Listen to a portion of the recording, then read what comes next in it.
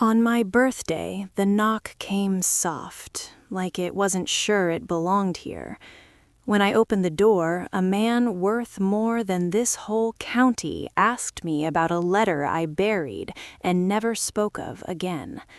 I'm an old woman living alone at the edge of town, where the road turns to dirt and people forget names.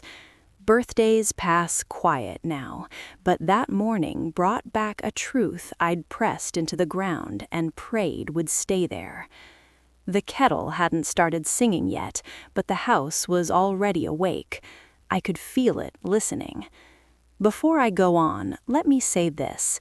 If these quiet stories mean something to you, go on and tap like and stay with me by subscribing. It helps these old truths keep finding their way home.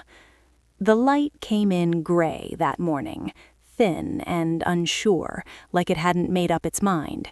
It slid across the kitchen floor and stopped short of my feet, just touching the edge of my slippers. The boards were cold. They always were in winter, but that day they felt colder somehow, like they'd been holding on to the night a little too tight. I stood there longer than I needed to, listening. The refrigerator hummed low. The clock over the sink ticked like it was counting something private. It was my birthday. Not the kind people throw parties for, not the kind with balloons or calls or fuss, just a number I carried now like a folded note in my pocket. I filled the kettle from the tap and set it on the stove, turning the knob slow so it wouldn't click too loud. The flame caught, blue and steady, reliable. I liked that about it. The coffee jar was almost empty. It had been for a while. I scooped what was left, weak grounds that smelled tired, and poured hot water over them anyway. Habit does that, makes you finish things even when they're past their best. I carried the mug to the table and sat in the chair closest to the window, the same one I always used. The cushion dipped just enough to let me know it remembered me. The table had a small cake on it, store-bought, vanilla. I'd picked it up 2 days earlier while buying bread and milk.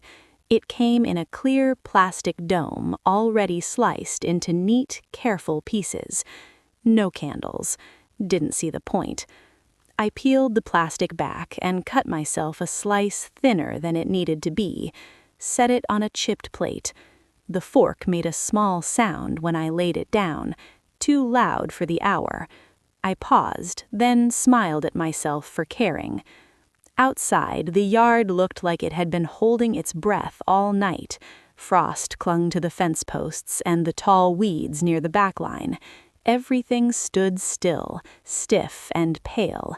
Even the old oak by the driveway seemed frozen mid-thought. The road out front was quiet. It usually was. Gravel roads don't get much company unless someone's lost or looking for trouble, or both. I took a sip of coffee. It tasted like water pretending to be something else. I didn't mind. It was warm. That counted. The house settled around me, a soft creak in the hallway, a sigh from the walls. Houses do that when they've held a life long enough. They start breathing on their own. I talked to it sometimes, not out loud, just little thoughts, thanking it for staying upright, for keeping the cold mostly out, for remembering where I put things when I forgot. I took another bite of cake, too sweet, but that was all right too. That's when the sound came.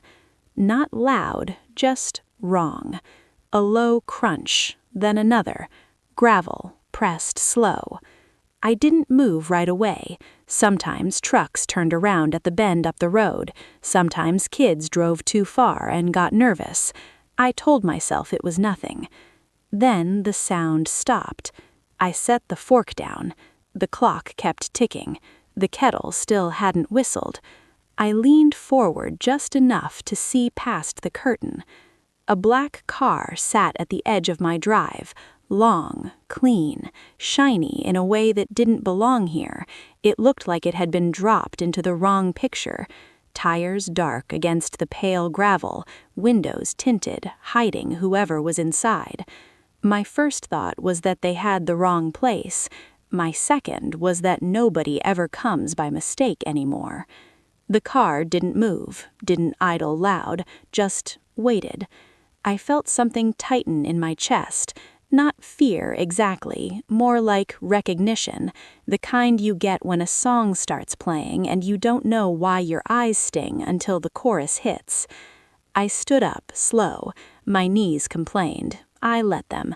Grabbed my sweater from the back of the chair and slipped it on, one arm at a time. The yarn felt rough against my wrist. I'd mended that cuff twice already. By the time I reached the front door, the knock came. Soft, careful, like whoever was on the other side didn't want to wake the house up too fast. I rested my hand on the knob and waited a beat. Listened. Nothing else followed. No second knock, no voice calling out. I opened the door. The cold slipped in first, then the man. He stood just off the step, not too close, not too far. Tall, straight-backed, coat pressed smooth, shoes dark and polished like they'd never met mud before. His hair was neat, touched with gray at the sides. His face was calm in a way that felt practiced. He looked at me like he already knew what he'd find. "Morning," he said. His voice was even, not warm, not unkind. I nodded, didn't invite him in. "Ma'am," he said, then said my name. Hearing it from his mouth made something shift. He didn't stumble over it, didn't ask if he'd gotten it right, just said it like it was printed on a page he'd read more than once. "Yes," I said. He glanced past me, just a flick of the eyes, taking in the narrow hall, the coat hooks, the framed photo crooked on the wall. Then he looked back at me, careful again. "Sorry to show up this way," he said. "I know it's early." I waited. I was hoping we could talk, just for a few minutes. I thought about the cake on the table, the kettle still waiting, the way the house had gone quiet behind me, like it was leaning in. "What about?" I asked. He didn't answer right away. Instead, he reached into his coat and pulled out a wallet, opened it, showed me an ID I couldn't read from where I stood. Then he closed it and tucked it away.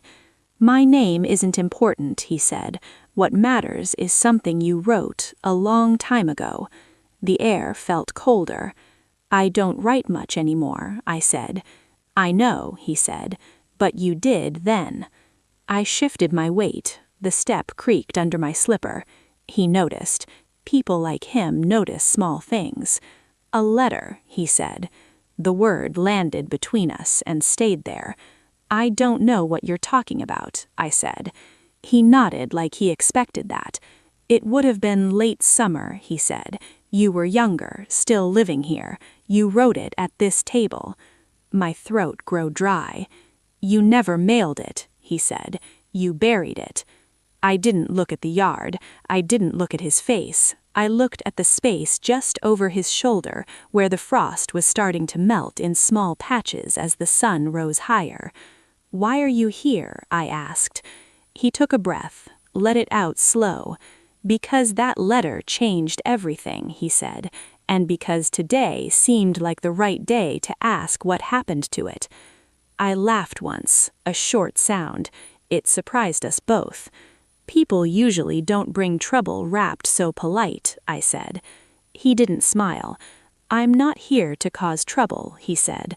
"I'm here because it never left." We stood there a moment longer. The cold crept up my legs. My fingers ached around the framework. "Do you know what day it is?" I asked him. He shook his head. "It's my birthday," I said. He paused. Something flickered across his face. Not pity, not apology, just understanding. "Then I'm sorry," he said, "for the timing." I looked at him, really looked, at the lines near his eyes, the way his jaw tightened like it was holding something back, at the car behind him, engine quiet, waiting. "Come back later," I said. He hesitated, then nodded. "I'll be here," he said, "all day if I have to." He stepped back, gave me space, turned and walked to the car without rushing. I closed the door and leaned my forehead against it. The house exhaled. I went back to the table and sat down. The cake had softened. The coffee had gone cold. Outside, the frost was giving up, little by little. I didn't know why trouble had picked today, but I had a feeling it wasn't done knocking yet. The gravel didn't like him. You could hear it in the way it cracked under his shoes. They were dark leather, shined enough to catch the weak morning light, standing right where dandelions usually pushed through. Shoes like that weren't made for yards like mine. They were meant for marble floors and clean sidewalks, places where dirt stayed where it belonged. He stood straight-backed, hands relaxed at his sides, like he'd practiced how to wait. Not pacing, not fidgeting, just still, like the pause between two notes. "I didn't mean to intrude," he said. His voice carried easy, but it didn't belong here either. Too smooth, too measured, the kind of voice that never had to raise itself to be heard. I stayed on the porch, didn't step down, didn't invite him up. There's a line you learn to keep once you've lived long enough alone. He looked up at me, eyes steady. "Mrs." He said my name again. Perfectly. I didn't answer right away. Let the silence stretch. Folks who aren't used to it start talking to fill the space. He didn't. Just waited. Watched. "Yes," I said finally. "That's me." He nodded once, like a box checked. "I appreciate you opening the door," he said. "I know strangers don't come around much." "That's because we don't need 'em," I said. Something almost like a smile tugged at his mouth. Almost, but it didn't reach his eyes. "I won't take much of your time," he said. "I've been looking for you a long while." There it was. Like that was something people said every day. Like it was normal to admit you'd been tracing someone's life, step by step, until you found the end of a gravel road and an old woman standing in slippers. "You found me," I said. "What now?" His hands moved then. Not nervous, just deliberate. He clasped them together, fingers long, nails clean, hands that hadn't known manual work, hands that signed papers, shook other hands like his, maybe held glasses with expensive drinks in them. "I was hoping to ask you a question," he said. I crossed my arms. The sweater scratched my skin.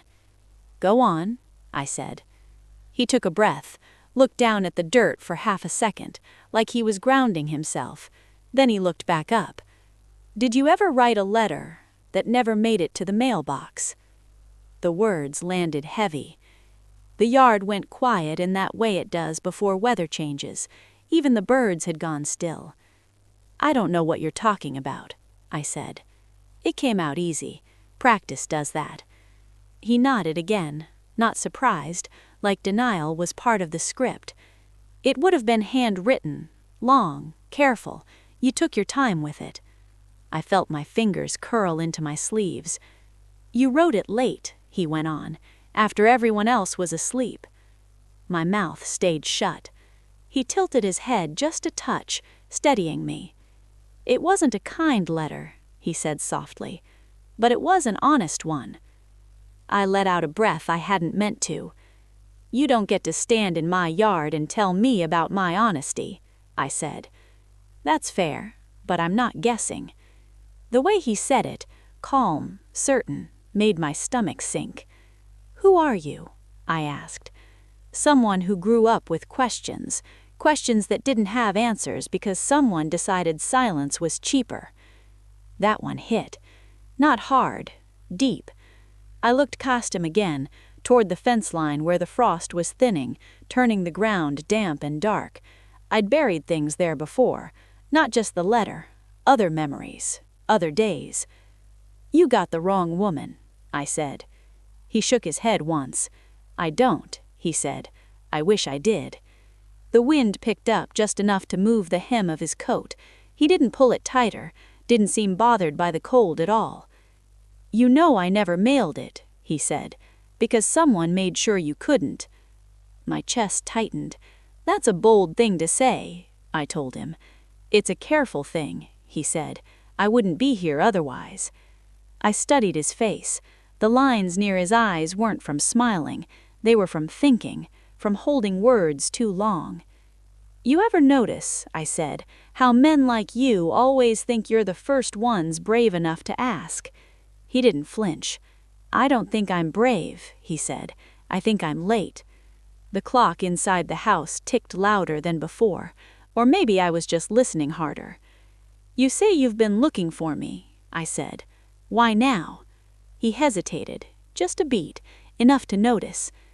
"Because I finally know what to ask," he said. I laughed again, quieter this time.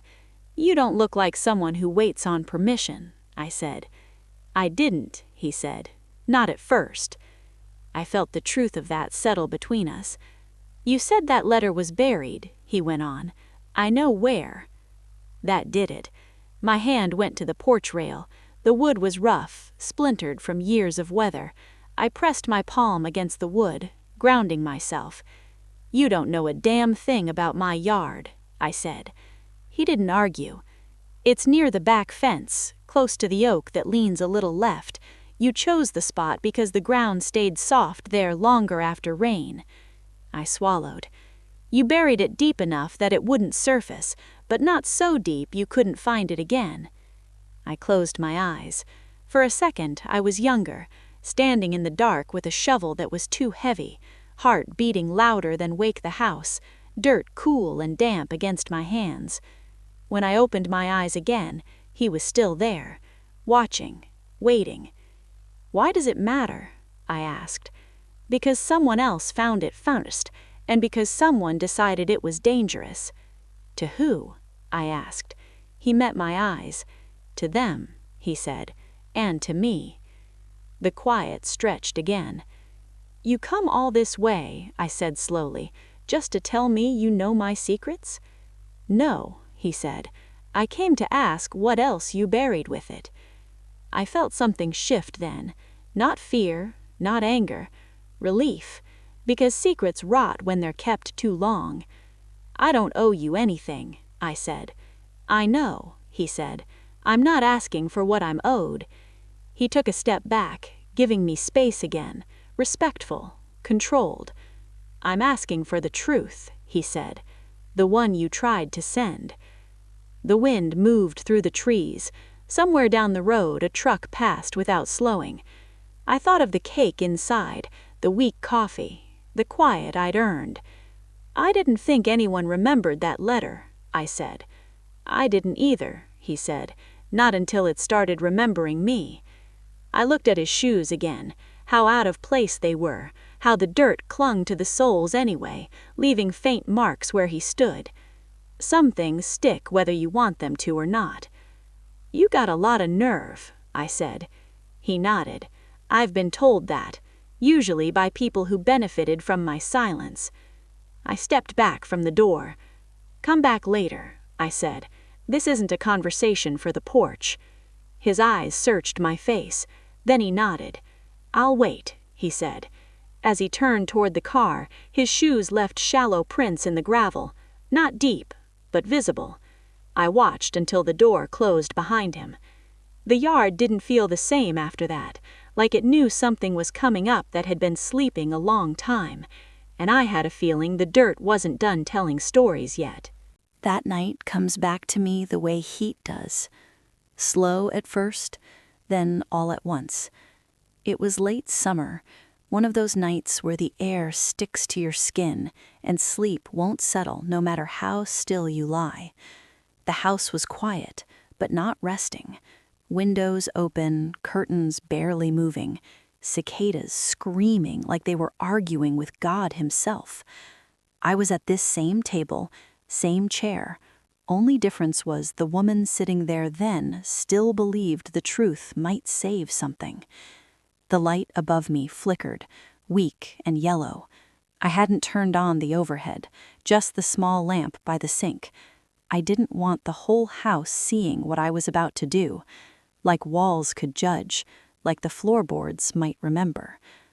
My hand shook when I picked up the pen, not because I didn't know what to say, because I did. I had already said it 100 times in my head, said it while washing dishes, while folding laundry, while lying next to someone who thought silence meant loyalty. The words had been lining up for weeks, waiting their turn. I wrote slow, careful, like each sentence needed permission. I wrote names first, full ones, the kind people don't like seeing on paper. Then dates, places, little details only someone there would know, things that couldn't be explained away as confusion or bitterness. My wrist ached, sweat ran down my back, the paper curled slightly from the heat. I remember stopping once, pressing the pen tip to the page without moving it, just breathing, listening to the night push against the windows, thinking how easy it would be to tear it all up. I didn't, because once you start telling the truth, stopping feels worse than finishing. The letter wasn't angry, that's the part people never believe. It wasn't revenge, it was accounting, just laying things out the way they happened, without decoration. I wrote about the lie first, the big one, the one everyone else pretended not to see because it made life simpler. I wrote how it started small, how it always does, then how it grew legs and learned to walk right through people's lives. I wrote about who knew, who looked away, who benefited. I didn't spare myself either. That part hurt the most. By the time I reached the end, the house had gone completely still. Even the cicadas quieted, like they were listening in. I signed my name. Seeing it there, ink still dark, slightly uneven, made my chest tighten. It felt permanent in a way nothing else in my life had. I folded the letter once, then again, slow, clean edges.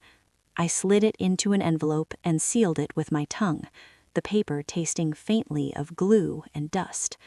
I addressed it. I stared at that address a long time. That name carried weight back then, still does, I imagine, the kind that bends rooms when it enters, the kind that makes people lower their voices without being asked. I thought about what would happen once it arrived. Phones ringing, doors closing, faces changing. My hands were steady then. The shaking had passed. That scared me. I stood up and walked to the back door instead of the front. The night air hit me hard, thick, wet, smelling of grass and old earth. Crickets started up again, louder than before, like they'd been holding it in. I stood on the porch barefoot, envelope pressed flat against my chest. I told myself I was just stepping out to clear my head, but my feet already knew where they were going. The shovel leaned against the side of the house where it always did, handle worn smooth from years of use. I picked it up, the weight familiar, almost comforting. The ground out back was soft from a storm earlier that day. I remembered noticing that while hanging laundry, thinking nothing of it then. Funny how the mind files things away. I walked to the fence line, near the oak that leaned a little left. That tree had been there longer than any of us. It didn't ask questions, just watched. The dirt gave way easy. The shovels slid in with a dull sound. Each push felt louder than it was. My heart thudded in my ears. I dug fast, not panicked, focused. I kept thinking about the mailbox at the end of the drive, how easy it would be to drop the letter in there, let it go, let whatever came next come. Instead, I knelt and pressed the envelope into the hole. The paper looked wrong against the soil, too clean, too white. I hesitated. Just a second. That's all it took. I thought about my son asleep in his room, about the house, about the warning signs I'd already seen, the quiet pressure that came with knowing too much. I thought about how some truths don't just break chains, they break people. I covered the letter with dirt, packed it down with the flat of the shovel. Firm, final. The earth took it without complaint. I stood there a long time afterwards, hands dirty, sweat cooling on my skin. The night went on like nothing had happened. I went back inside and washed my hands until the water cleared clear. Then I sat at the table and stared at the empty space where the letter had been. The next morning, the phone rang. I didn't even have to answer it to know. The voice on the other end was calm, polite, almost friendly. They told me I'd be making a mistake sending that letter. They told me mistakes have consequences. They didn't raise their voice, didn't threaten directly, didn't need to. They spoke like people who were used to being obeyed. I said I understood, and I meant it. Years passed after that. The fence weathered, the oak grew thicker, the dirt settled and forgot the shape of what it held.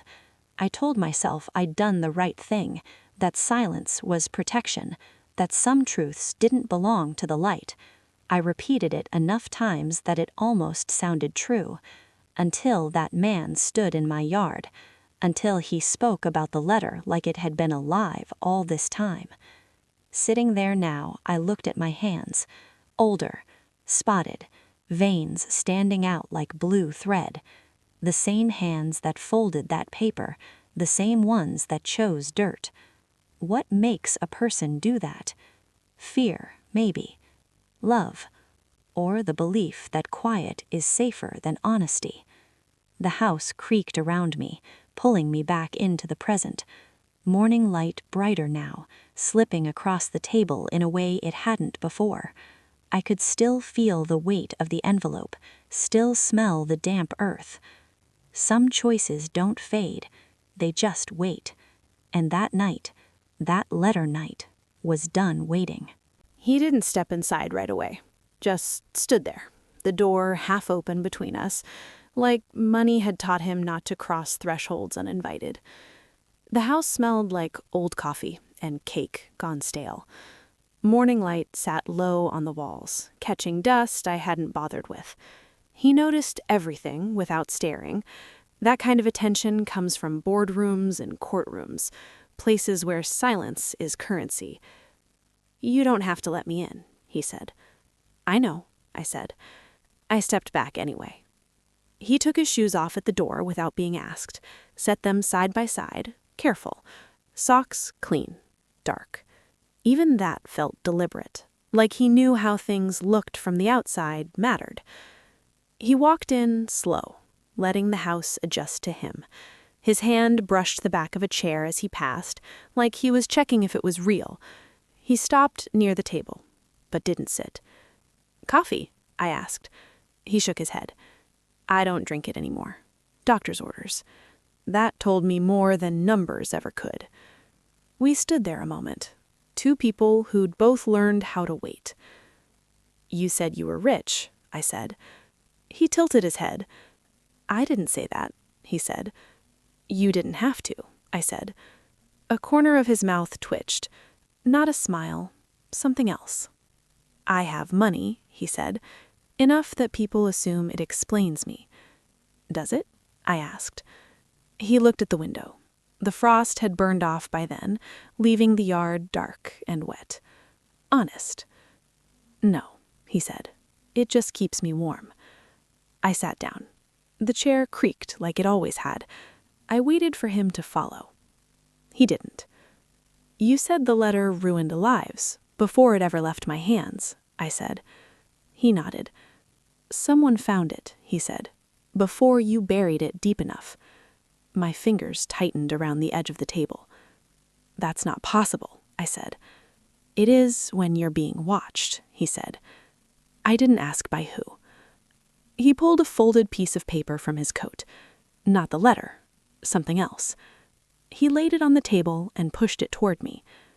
It was a copy, typed, clean, cold. Names blurred out, dates blacked over. "Someone made sure it never reached where it was meant to go," he said. "They read it. Then they decided what parts of the truth could exist." I stared at the paper like it might bite. "You're telling me," I said slowly, "that my words did damage without my permission?" "Yes," he said, "and they made sure you never knew." I leaned back, The chair legs scraped soft against the floor.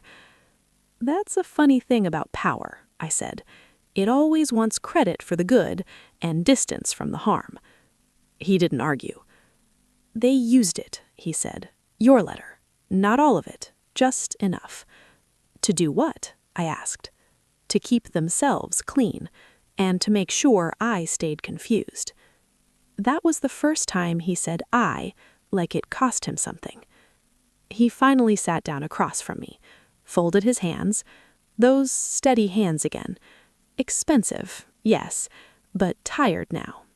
"They told me I'd misunderstood things," he said. "That I was young, emotional, that memory plays tricks." I watched his jaw tighten. "They said the paper proved it. Selective truth, edited silence." I thought of my words cut down, trimmed to fit someone else's needs. "That's worse than burning it," I said. "Yes, it is." He exhaled, slow. "I spent years trying to buy clarity," he said, "thinking if I had enough money, the answers would show themselves." "And did they?" I asked. "No, they just got quieter." The house made a small sound then, a tick, a shift, like it was agreeing. "Money doesn't loosen tongues," he said. "It teaches them how to lie prettier." I studied him across the table, the way his shoulders sagged now that he wasn't standing, the faint crease between his brows that hadn't smoothed with age. "You look tired," I said. He nodded once. "Rich people don't get rest. They get distance." I let that sit. "You're not here to blame me," I said. "No," he quickly said. "I'm not." "But you're wondering if my silence fed what happened?" He didn't answer right away. That was answer enough. "I've asked myself that," I said, "every year or so, usually late at night when sleep won't come." "And?" he asked. "I think silence is like water. It goes where it's allowed." He listened. "You didn't create what happened," I said, "but you lived inside it." He nodded, slow. "I needed to hear that, even if it doesn't fix anything." I looked at the copy again. How clean it was. How wrong. "They took your truth and turned it into leverage." "Yes," he said, "and they taught me how to survive without understanding." The clock ticked. The kettle, forgotten, finally whistled from the stove. I stood and turned it off, poured hot water over fresh grounds this time. The smell filled the room, grounding. I handed him a mug without asking if he'd changed his mind. He took it, wrapped both hands around it like warmth was something he didn't get often. "They buried more than paper," he quietly said. I sat back down. "They buried accountability," he said. "They buried choice." "And you?" I asked. "I buried questions," he said, "until they started digging on their own." I thought of the yard, the fence line, the oak. "You come here not angry, not accusing." "I used to be," he said. "Anger gets expensive." That made me laugh, soft, short. "You're hungry, not for money." "Yes, for context." I looked at him a long moment. "My silence didn't feed you," I said finally, "but it didn't starve them either." He absorbed that. "I don't know what comes next," he said. "Only I know I couldn't keep living with half a story." Outside, a bird landed on the fence, shook its feathers, flew off. I chose dirt over truth because I thought truth would destroy what little I had. "And did it?" he asked. Not right away, but it hollowed it. He nodded. That hunger again. Not desperate. Focused. "We can dig it up, all of it, together." I looked at my hands. Old. Capable. "Once it's up, it won't belong to either of us," I said. "I know. That's the point." The room felt heavier then. Not bad, just full. "I won't promise you justice," he said, "or peace. I don't need promises, just honesty." He met my eyes. "Then we're aligned," he said. We sat there, 2 people bound by a piece of paper that had never traveled farther than my yard. Money hadn't saved him. Silence hadn't saved me. The house creaked again, settling in around the truth like it had been waiting for this part. Outside, the ground was thawing, and something buried long ago was starting to feel the air. The phone rang the morning after I buried the letter. Not loud, not urgent, just steady enough to let me know it meant something. I was standing at the sink when it happened, hands in soapy water, watching suds climb my wrists like they were trying to escape. The sun hadn't fully risen yet. That pale, early light made everything look unfinished, like the day was still deciding what kind it wanted to be. The phone sat on the wall by the pantry, beige, heavy, the cord curled tight like it didn't trust anyone. It rang once, then again. I dried my hands on my jeans before answering. I don't know why I did that. Maybe some part of me wanted to feel prepared, like cleanliness mattered. "Hello?" I said. The voice on the other end was calm, too calm. "Good morning," it said. "I hope I'm not catching you at a bad time." It didn't ask my name. That was the first thing I noticed. "No," I said. "It's fine." There was a pause, just long enough to feel intentional. "I'll get right to it," the voice said. "I'm calling about something you wrote." My stomach dropped, but my voice stayed even. Youth has that kind of arrogance.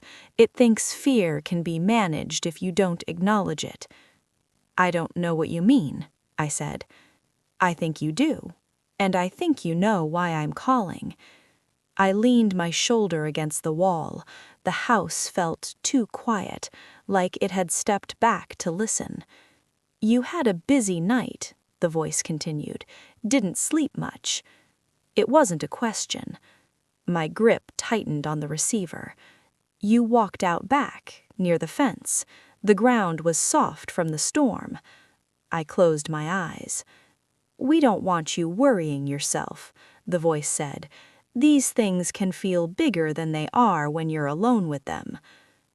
"Who is this?" I asked. Another pause, shorter this time.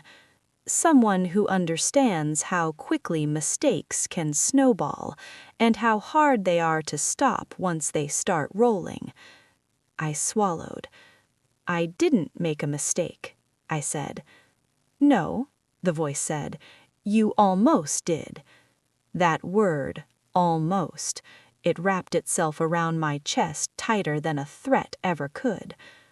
"We're not calling to scare you," the voice said. "There's no need for that. We're calling to offer perspective." I didn't ask for it. Most people don't. They just need it. I thought of the letter under the dirt, how final it had felt, how relieved I'd been, covering it up, like I was tucking a child into bed. "You're a mother," the voice said. My heart stuttered. "You have a boy," it went on, "still young, still figuring out the world." I said nothing. "You have a house," the voice continued, "not fancy, but solid. A future that depends on steady ground." My fingers went numb.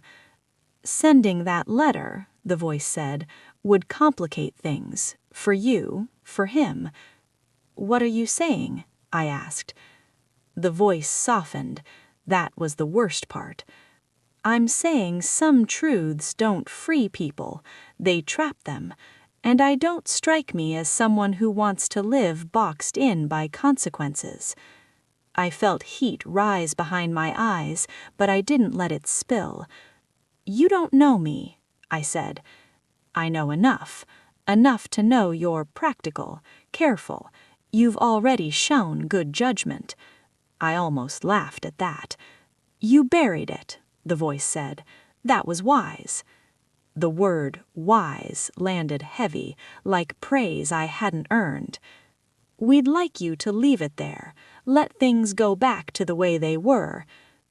"And if I don't?" I asked. The voice didn't change. Then things get harder, not because we want them to, because that's how the world works. I stared at the floor, at a crack near the baseboard I'd been meaning to fix. Harder how? I asked. Complicated, expensive, lonely. That did it. Threats sound like fists. Certainty sounds like paperwork.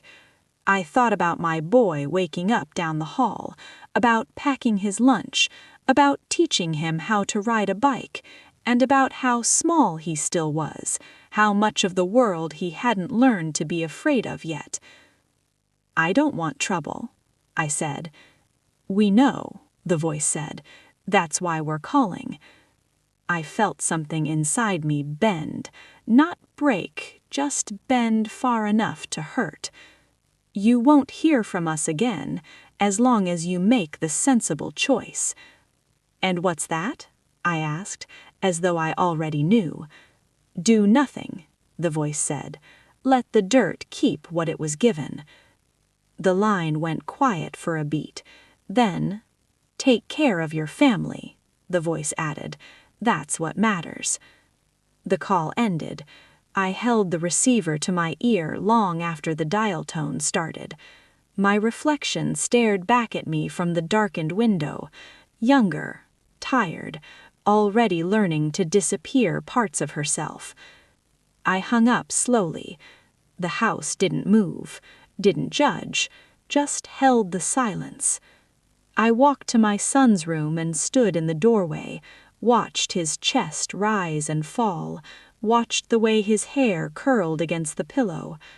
I thought about what the voice had said, how easy it was to dress control as concern, how convincing certainty can be when it knows exactly where to press. I went out back later that morning. The sun was higher then, the ground already starting to dry. I stood over the spot near the fence. I didn't dig. I told myself I was being smart, responsible, protective. I told myself silence was a shield. Years passed after that. The house stayed standing, the boy grew, life moved on in the way it always does, quietly, without asking permission. Sometimes, late at night, I'd think about the call, about how calm the voice had been, about how it never once raised itself. That's how I knew it was real power.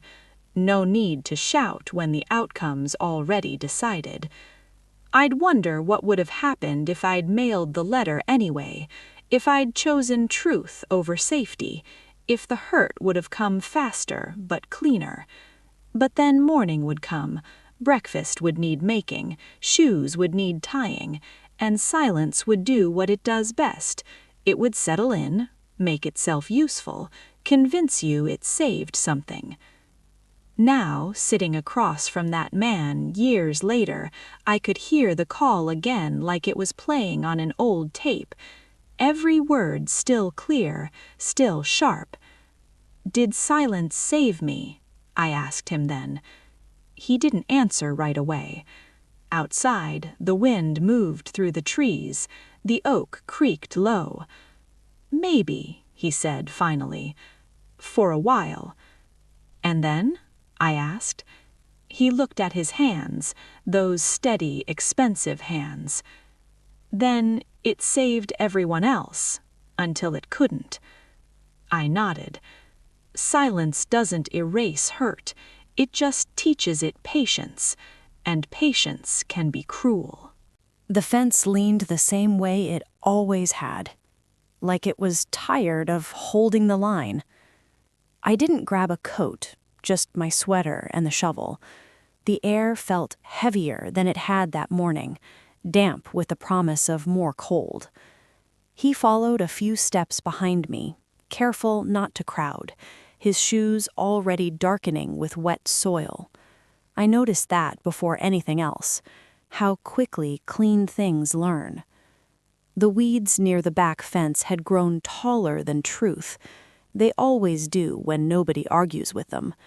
Brown stalks bent and scraped against my legs as I passed, seeds clinging like they didn't want to be left behind. The oak watched us approach, wide and quiet, roots pushing the ground up in places like old knuckles. "This is far enough," I said. He stopped. Didn't ask if I was sure. I stood where the ground dipped slightly, where rainwater used to linger a little longer than everywhere else. Funny how the body remembers what the mind tries to forget. My hands knew the spot before my eyes did. The shovel felt heavier than it used to, or maybe I was lighter. I pushed it into the earth. The first inch fought back, dry, packed, resistant like it had grown used to being left alone. I leaned into it. The metal cut through with a dull sound, the kind you feel in your teeth. I lifted and turned the soil over, dark underneath, moist, familiar. Behind me, he didn't speak. I dug again, and again. Each push sent a small ache up my arms, settling into my shoulders. My breath shortened, not just from the work, from the weight of doing something I'd rehearsed not doing for years. The dirt changed texture as I went, softer, like it recognized me. My hands slipped down the handle. Dirt worked its way under my nails, packed itself into the lines of my skin. I welcomed it. There are times when feeling something solid helps. I paused to catch my breath. "You don't have to," he said quietly. "I do," I said. He nodded. That made sense. I knelt to brush the dirt back with my hands. Careful now, reverent almost, the way you touch things you've buried with intention. The envelope appeared slowly, browned around the edges, damp, stained with earth like it had tried to become part of it. Still sealed. I sat back on my heels, holding it in both hands. It was heavier than paper should be. Behind me, I heard him inhale, sharp, quiet, like he'd been bracing for this longer than he wanted to admit. "Are you okay?" I asked without turning. "Yes," he said. Then, after a beat, "No." I nodded. That made sense. I brushed the dirt off the envelope with my sleeve, my name still legible in the corner, my handwriting younger, straighter, certain in ways I hadn't been since. I looked at the seal, unbroken, all these years, and no one had touched it. "That matters," he said. I glanced back at him. "That it's sealed," he said. "It means they never had it all." I thought of the copy he'd shown me, the cut-down version, the truth with its teeth pulled. "They took enough," I said. "Yes, but not this." He crouched beside me then, close enough that I could feel the warmth of him without it crowding me. He didn't reach for the envelope, didn't even look like he wanted to. That restraint told me more than eagerness ever could. The wind moved through the weeds, rattling them like dry bones. I closed my eyes.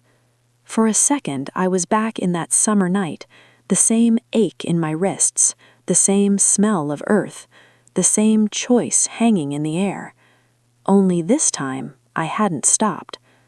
"I never thought I'd see it again," I said. "I thought about it every day," he said.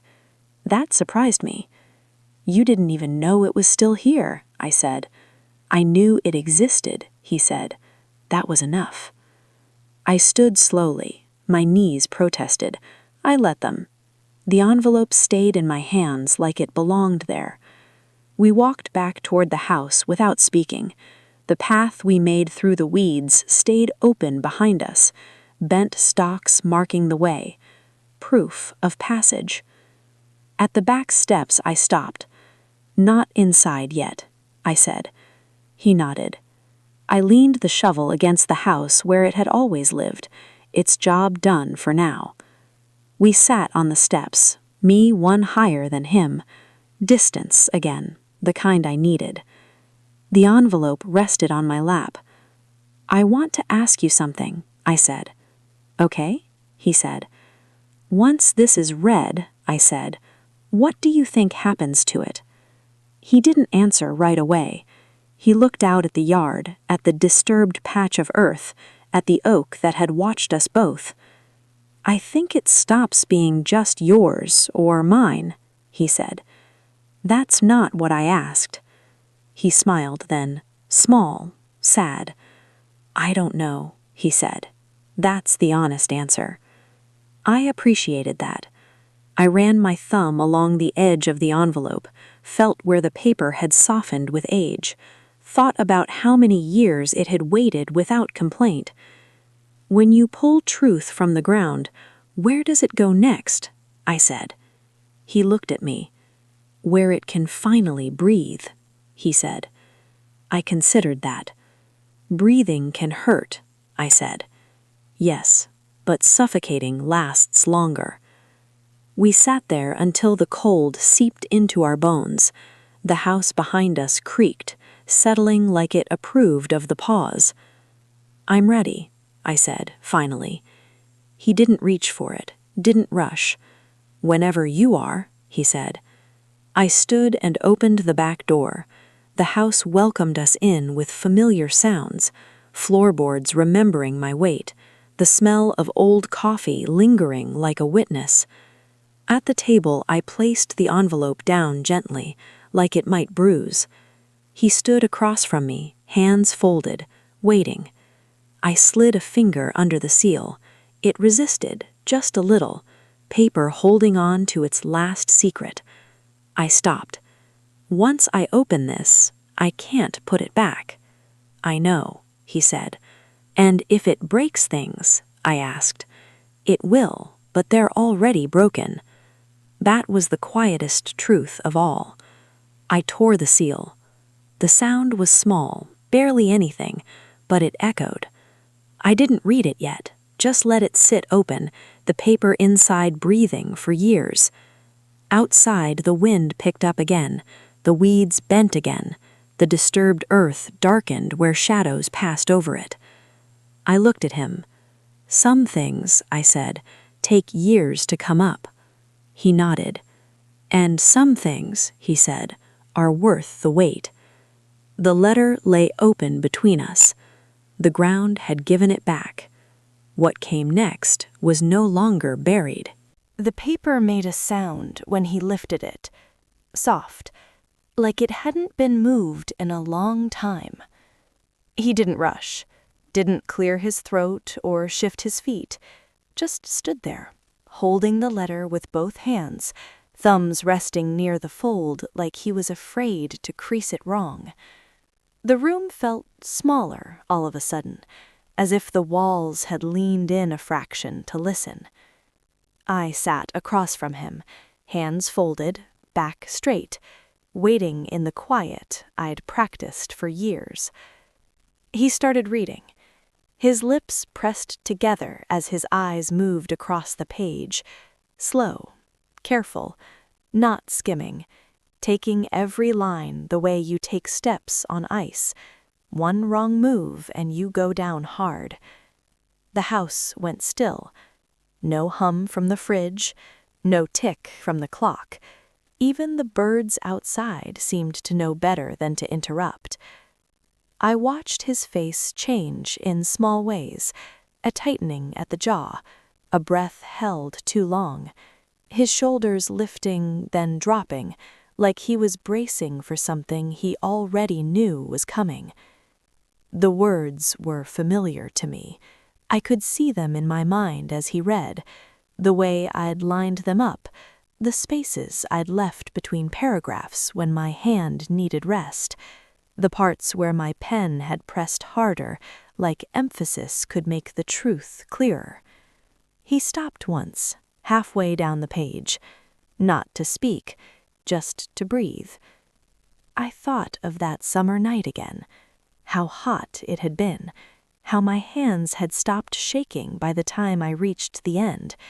I wondered if he could feel that steadiness now, even through the years. He kept reading. The air felt heavy, like before a storm. I could hear my own heartbeat in my ears. It sounded loud to me. I wondered if he could hear it too. When he reached the last line, he didn't react right away, didn't look up, didn't move. He folded the letter slowly, once, then again, careful, like it might tear if he rushed, like it was something fragile now, instead of dangerous. He held it there a moment, then set it on the table between us. "I knew," he said. His voice was low, not broken, just worn. "I knew parts," he went on, "enough to feel crazy, enough to doubt myself." I nodded. That felt familiar too. "But seeing it," he said, tapping the folded paper with one finger, "seeing it laid out like this?" He stopped. "Changes things," I finished. He looked up at me then, really looked, like he was trying to see the woman who'd written it, the younger one, the one who still believed writing things down could set them right. He asked why you didn't send it, not accusing, not angry, just a question that had waited a long time. I looked at the table, at a scratch near the edge where someone had once dragged a chair too hard, at the grain in the wood, worn smooth by years of use. "I was tired," I said. He frowned slightly, like he hadn't expected that answer. "Tired of what?" he asked. "Of holding everything up, of being the steady one, of being told I was strong, when all I wanted was quiet." He nodded, slow. "I was young," I went on, "not brave in the ways people like to remember, just practical, careful." "You could have fought," he said. "Yes," I said, "and lost." He leaned back in the chair, absorbing that. "They scared you," he said. "No," I said. "They convinced me. There's a difference. Fear fades. Conviction settles in and makes itself comfortable. I had a boy to raise, a house to keep, a future that felt fragile enough already." He looked down at his hands, those steady hands. They weren't steady now. "I thought if I stayed quiet, the harm would pass us by." "And did it?" he asked. I didn't answer right away. Outside, a bird landed somewhere close, scratched, flew off again. "No," I said finally. "It just learned to wait." He closed his eyes for a second, just a second, like the truth had weight and he needed to brace for it. I spent years thinking it was my fault, that I'd misunderstood, that I was too sensitive, too suspicious. I recognized that tone, the one that comes from being told you're wrong long enough that you start rehearsing it yourself. They're good at that, people who need silence. He opened his eyes. "They used your words, cut them up, bent them." "Yes," I said. "They took the parts that served them, left the rest to rot." "Yes." His jaw tightened, not with anger, with clarity. "Why didn't you fight back later, once your boy was grown, once you were safe?" I smiled then, not because it was funny, because safety changes, and courage doesn't grow just because time passes. He considered that. "Some fights," I said, "take everything you have, and some people don't get a second set of everything." He looked at me like he understood, like maybe he'd been standing in that place too. I kept telling myself I'd speak up someday, when it wouldn't hurt anyone, when the timing was right. "And?" he asked. "There's no such day, just days you decide to live with yourself." He exhaled slowly. "I don't blame you," he said. "That's not your job," I said. He smiled faintly at that. Then the smile faded. "Do you ever wonder," he asked, "if truth is worth what it costs to tell it?" I thought about the letter. The dirt, the years in between. Yes, I said, all the time. And? He pressed. I leaned back in my chair, felt the familiar give. The house creaked like it was adjusting its weight around us. I think truth always costs, I said. The question is, who pays? He nodded. For a long time, I went on, I thought staying quiet meant I was paying the price myself, that I was sparing everyone else. And now? He asked. And now I know silence has a way of sending the bill somewhere else. He looked down at the letter again. I wish I'd had this sooner, he said. I know. But I don't know who I'd be if I had, he added. That stopped me. We sat with that thought for a while, 2 lives shaped by the absence of a piece of paper. I used to think money would fix it, he said quietly, that if I had enough of it, the past would loosen its grip. And did it? I asked. No, he said. It just made the quiet bigger. I reached for the letter then, took it back into my hands. It felt lighter now, like some of its weight had transferred. You're holding it like it might disappear, he said. I'm holding it like it finally exists, I said. He nodded. I'm angry, he admitted. Not at you, at how easy it was for them. Anger's earned. Just don't let it spend you. He smiled at that, really smiled this time, but it didn't last. What happens now? He asked. I looked around the kitchen, the same table, the same light, the same quiet. Now, I said, you decide what kind of truth you want to live with. And you? He asked. I already decided. I lived with silence.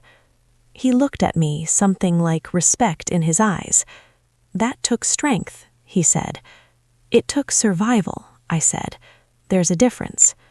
He reached out and touched the table, ran his fingers along the worn edge. It hurts, he said. Yes, I said. That's how you know it matters. He looked at me, eyes steady now, clear.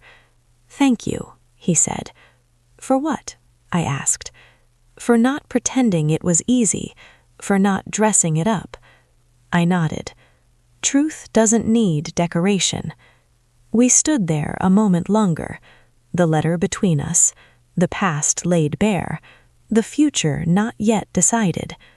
The house breathed, and for the first time in a long while, the silence didn't feel like a shield. It felt like a pause. The car pulled away slow, like it didn't want to rush what it was leaving behind. The tires pressed into the soft gravel, leaving 2 pale ruts that stretched toward the road. I watched them from the porch until the black shine disappeared past the bend, swallowed up by trees that had seen more comings and goings than I ever would. By morning, the marks would fade. They always did. Gravel settles back into itself like it never meant to be disturbed. I stayed standing there a while after the sound was gone. The yard looked the same, the oak still leaning, the fence still tired, the disturbed patch of earth near the back darker than the rest, like a bruise that hadn't decided whether to heal or show. My hands were still dirty, soil pressed into the creases of my skin, tucked under my nails. I flexed my fingers once, feeling the tightness. It didn't bother me. Some days you need proof you were part of something real. I went back inside and closed the door. The house greeted me with its familiar sounds, a soft creak in the hallway, the low hum of the refrigerator starting up again. Nothing dramatic, just recognition. I leaned my back against the door and let out a breath I didn't know I'd been holding. The kitchen smelled faintly of coffee and paper and old wood. The cake still sat on the table, plastic lid fogged from the warmth of the room. The slice I'd cut earlier had dried at the edges, curling in on itself. I didn't throw it away. I sat down in my chair, the same one, the cushion dipped like always. The table felt solid under my palms. The letter was gone. He hadn't taken it. That surprised me, even though it shouldn't have.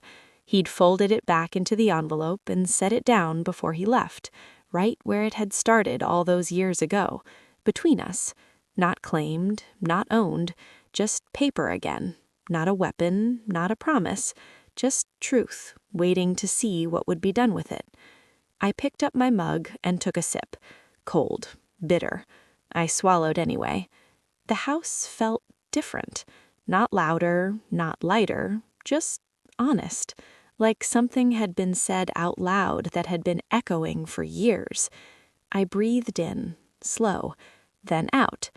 I thought about the way he'd stood when he read, the way his shoulders had sagged once the words were done doing their damage, the way he'd looked at me, not accusing, not grateful, just changed. That mattered. I didn't know what he'd do next, what roads he'd walk with that truth in his pocket, whether it would burn things down or finally warm something that had gone cold. That wasn't mine anymore. I glanced toward the back door, toward the ground that had given the letter back without a fight. Earth has a way of returning what it's done holding, not out of kindness, just patience running out. I washed my hands at the sink.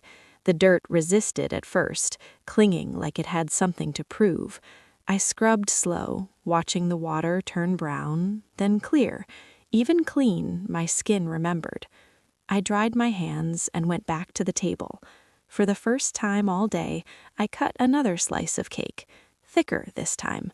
The fork sank in easy, too sweet, still. I ate it anyway. Outside, the light had shifted, afternoon settling in, the shadows longer now, stretching across the yard like they were testing their reach. Somewhere far off, a dog barked once, and then thought better of it.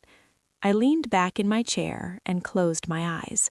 I thought about that warning call, about the calm voice that had known my life better than it should have, about how certain it sounded, how convincing. I thought about all the years after, the ones that passed quietly enough you could mistake them for peace. Silence doesn't feel heavy when you first pick it up. It feels useful, protective, like something you can set down later. But it grows. I opened my eyes and looked at the envelope again. The ground doesn't hold secrets forever. It just keeps them until someone's ready to feel the weight again. I stood and carried the letter to the small drawer by the window, the one that held old receipts, spare keys that no longer matched any lock, a pair of glasses I hadn't needed in years but couldn't throw away.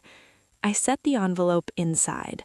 Not buried, not hidden, just placed. I closed the drawer. The house creaked, settling around the choice. I went to the window and looked out at the yard, at the place where the earth had been turned. It would rain again soon. The dirt would level, grass would grow back. From a distance, no one would ever know. That felt right. Some truths don't need monuments. They just need air. I rested my forehead against the glass. It was cool, grounding. I wondered what tomorrow would feel like, whether I'd wake up lighter or heavier, whether the quiet would press in or give me space. I wondered if he'd sleep that night, or if the words would keep turning over in his mind, sharp and insistent. Truth does that. It doesn't settle easy once it's been touched. I turned off the light over the table and left the room dim. The house preferred it that way as evening came on. Soft edges, fewer demands. Before heading down the hall, I paused. It was still my birthday. I hadn't marked it. No candles, no song, no call that wasn't wrapped in warning or consequence. But I was still here, breathing, standing, unhidden. That counted for something. I touched the drawer once more just to feel the wood under my fingers. Solid, real. Not tonight, I murmured, to the past, to the questions, to the urge to reopen old wounds just to prove they existed. The house didn't answer. it didn't need to. I went to bed early, the sheets cool, the pillow familiar, my body heavier than usual, like it had been carrying something long enough to forget it was there. As I lay there, listening to the house settle into night, I felt the quiet differently, not like something closing in, but like something waiting its turn. On my next birthday, I thought, maybe the quiet will finally belong to me, not borrowed, not enforced, earned. Outside, the gravel rested, the ruts already softening, and for the first time in a long while, I didn't feel like the ground was holding my breath for me. If you feel comfortable, I'd appreciate it if you left a like on this video. It helps these quiet stories reach the people who might need them most. You can subscribe to the channel if you'd like to hear more stories like this. Stories about love, endurance, and the things we carry longer than we should. And if you want to, tell me in the comments where you're listening from. I read them, truly. Knowing this story traveled farther than my living room gives me more comfort than you might imagine. Thank you for sitting with me. Take care of yourself, and take care of the people you love.